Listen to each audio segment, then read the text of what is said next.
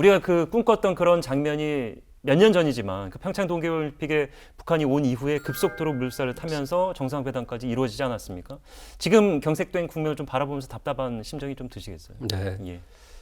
네, 어쨌든 바이든 정부가 들어오면서 그 지난번에 우리 송영길 의원이나 김한정 의원에서 그 미국을 방문했을 당시에도 미국의 조야에서는 북한이 경고망동하지 않게 해줬으면 좋겠다. 한국이 열심히 노력해서. 왜냐하면 6개월 안에 물론 이제 친한 쪽의 그 인사들이 많이 얘기했겠죠. 그러니까 그렇게 되면 외교 정책을 세게 쓸 수밖에 없고 그러면 다 한반도 평화에 영향을 끼치니 그렇게 하라는 얘기를 좀 했고요.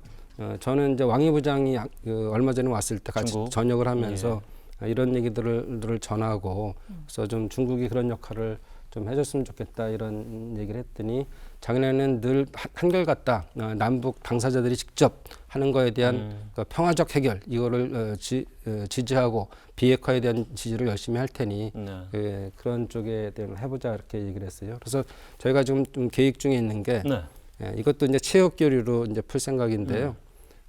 한중일 의원 탁구 대회를 한번 열려고 합니다. 그래서 키신저하고 그다음에 주얼라이 총리가 그 주계장물 걷어냈잖아요. 그 탁구를 통해서 그런 것처럼 얼어붙어 있는 이제 동북아의 관계를 한번 그렇게 풀면서 이런 얘기도 좀 하고 그럴 생각입니다. 중국이 또 탁구 잘하는데 이길 수 있으시겠어요?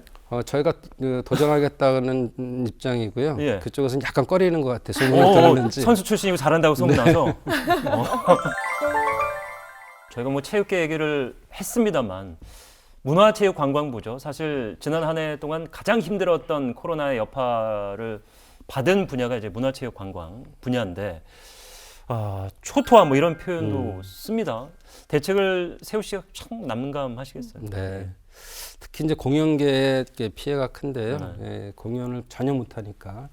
그래서 저희가 문체부하고 정부하고 여러 강정을 합니다. 한 달에 한 번씩. 그래서 이런 대책들을 세우고 있고 또 국감 때나 또 긴급 현안 질의하거나 이럴 때에 계속 어떻게 하는지 점검을 하고 있거든요. 그래서 융자 지원 제도도 만들고 그다음에 창작 지원금이라는 것도 하고 그다음에 대관료 또는 온라인 공연에 대한 그 기반을 만들어주고 이런 것들을 많이 합니다. 그런데 그럼에도 불구하고 융자 지원에 대한 기준이 높고 창작 지원도 마찬가지죠. 그래서 계속 정부를 설득하고 좀 그런 기준을 좀 내려야지 이 사람들이 혜택을 받는 거지. 어느 정도 무슨 공연을 해서 수입이 들어오더라도 일정 규모도 안 되는 사람들이 많다.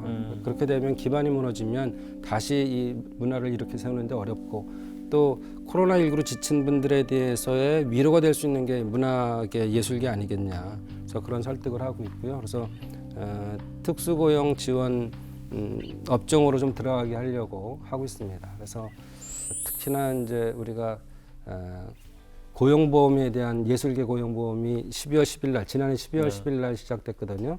그래서 그 12월 10일 날 시작됐는데 우리 기재부하고 복지부를 계속 설득하고 있는 것이 말씀드렸던 것처럼 뭐 한 번 일을 해도 그 비용이 50만 원이 넘지 않으면 안 된다 이런 기준이 있어요. 근데 그것도 안 되시는 분들이 있으니까 그런 기본적으로 다른 기준하고 좀 다르게 만들자 해서 완화를 시켰고요. 실제적으로 이게 좀 더 도움이 될 것 같은데 그럼에도 불구하고 사각지대에 계신 분들에 대한 것들을 어떻게 해결할까 노력 중에 있습니다.